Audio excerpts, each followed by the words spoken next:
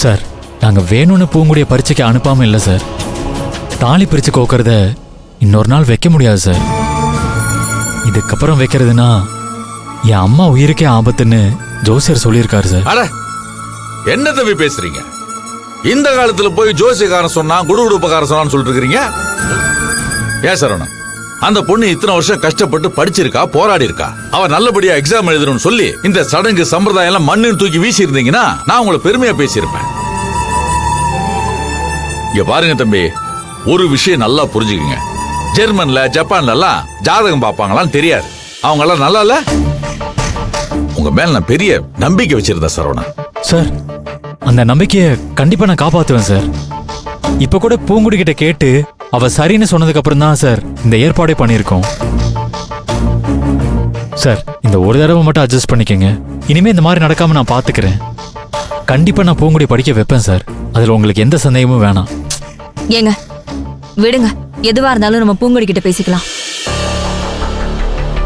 சரி சரவணா, கண்டிப்பா நான் ஃபங்க்ஷனுக்கு வரேன். நான் வரேன் சார். எல்லாரும் வந்துருங்க, எல்லாரும் வந்துருங்க, வந்துருங்க. சரி.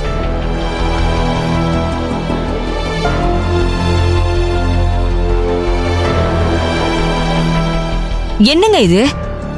இவன் என்னங்க இப்படி இருக்கான்? பூங்குடி அப்பா விட மோசமா இருப்பான் போல இருக்கே. யாரோ ஒரு ஜோசியர் சொன்னதுக்காக பூங்குடிய பரீட்சை எழுத வேணான்னு சொல்றான். நாளைக்கு என்ன வேணாலும் சொல்லுவாங்க இவன். இல்ல புஷ்பா, சரவணன் நல்ல பையன்தான். ஏதோ குழப்பத்துல இருக்கான். நாளைக்கு பூங்குடியை பார்த்து பேசி எல்லாமே சரி பண்ணிடுவோம்.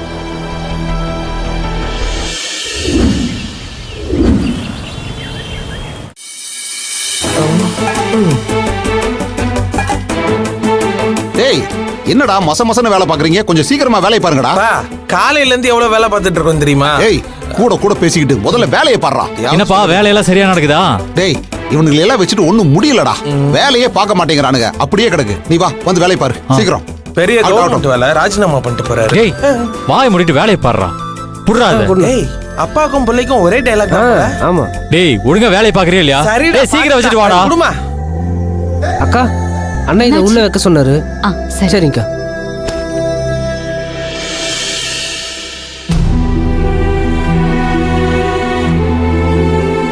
பூங்குடி, உங்க அப்பா ஒரு டெரர் பீஸ். அவரை பார்த்தா இல்ல அவர் பேரை கேட்டாலே எனக்கு பயமா இருக்கும். எந்த நிமிஷமும் அவர் உனக்கு தண்டனை கொடுக்கற மாதிரியே இருப்பாரு. அப்படிப்பட்ட வீட்டுல இருக்கும் போதே நீ ஜாலியா கலகலன்னு சிரிச்சிட்டு இருந்த. ஆனா நீ இங்க வந்து இப்படி மூஞ்சி தூக்கி வச்சிட்டே இருக்க. ஏய், என்ன தாண்டி நடக்குதுங்க?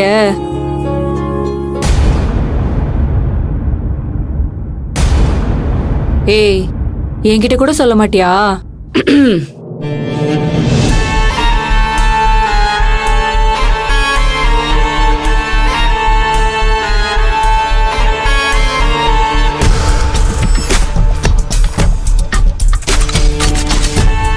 என்ன பாக்குற? என்ன செய்யலான்னு மனசுக்குள்ள யோசிச்சுக்கிட்டு இருக்கியா? என்ன உன்னால எதுவும் செய்ய முடியாது.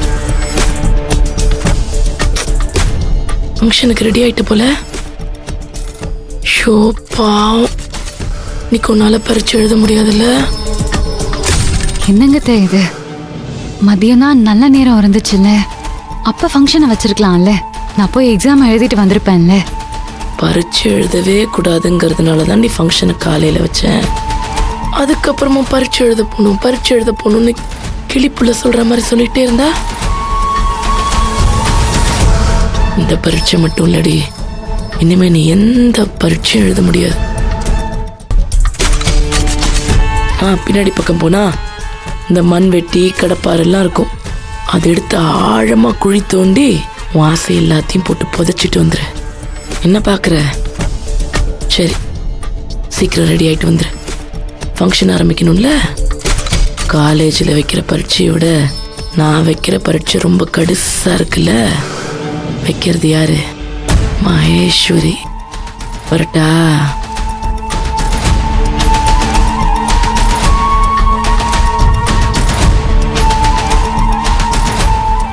ஏய், என்னடி இது? படிக்கணும்னு நீ இவ்ளோ ஆசைப்பட்டு சரவணனை கல்யாணம் பண்ணிக்கிட்ட. இங்க நடக்கிறத பார்த்தா உங்க அப்பாவே தேவலாம் போல இருக்கேடி. அடியே, இந்த பொம்பளை உன்னை படிக்கவே விடாதடி. என்ன பண்ண போற? கண்டிப்பா நான் இன்னைக்கு எக்ஸாம் எழுத வேண்டி. என்னடி சொல்ற? புரியலையா? கண்டிப்பா நான் இன்னைக்கு எக்ஸாம் எழுதுவேன். ஏய், என்னடி பேசிக்கிட்டு இருக்க? வீட்ல ஃபங்க்ஷனுக்கு ஏற்பாடு பண்ணிக்கிட்டு இருக்காங்க. நீ இப்ப கிளம்பினா தானே உன்னால எக்ஸாம் எழுத முடியும். ஏய், என்னடி யோசிக்கிற? நீ ஏதோ மனசுக்குள்ள திட்டம் போட்டுட்டு இருக்கன்னு மட்டும் எனக்கு தெரியுது.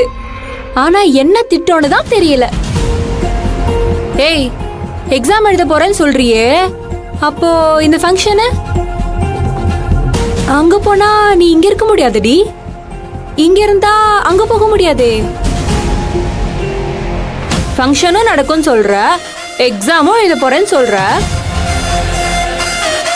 இங்க ஃபங்க்ஷன், அங்க எக்ஸாமு, அங்க எக்ஸாமு, இங்க ஃபங்க்ஷனு.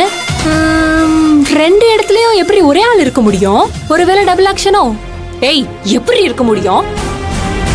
என்னை என் அத்தை அவ்வளோ கேவலமா பேசிட்டு போறாங்கல்ல, அவங்க முன்னாடி நான் யாருங்கிறத காட்ட போறேன். திரும்பவும் சொல்றேன், கண்டிப்பா நான் எக்ஸாம்க்கு போவேன்.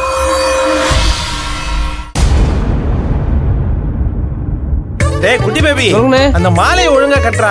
சரிண்ணே, சரிண்ணே. சரியா கட்டாம அங்கங்க எல்லாம் பாதி பாதியா தொங்கிட்டு இருக்கு. என்னதான் வேலை பார்த்துட்டு இருக்க நீ? இதை பண்ணி உஷாரண்ணே. பின்னாடி சுத்துறதே உன் வேலையா? இதோ கட்டிடுறேண்ணே. சீக்கிரம் சீக்கிரம். வாங்கம்மா, வணக்கம். வணக்கம். ஆ. நீங்க டேய் வந்து சீக்கிரம் கட்டுறா. இதோ கட்டிடுறேண்ணே. உங்க வீட்டுல டேய், பார்த்து பூக்கு வலிக்க போகுது, சீக்கிரம் கட்டுறா. சரவணா, ஏன் அவங்களையும் கூட்டு வந்திருக்கலாம். சார் வணக்கம் சார், வாங்க வாங்க. வணக்கம் சார். வணக்கம். வாங்க வாங்க. ஆ. வாங்க சார்.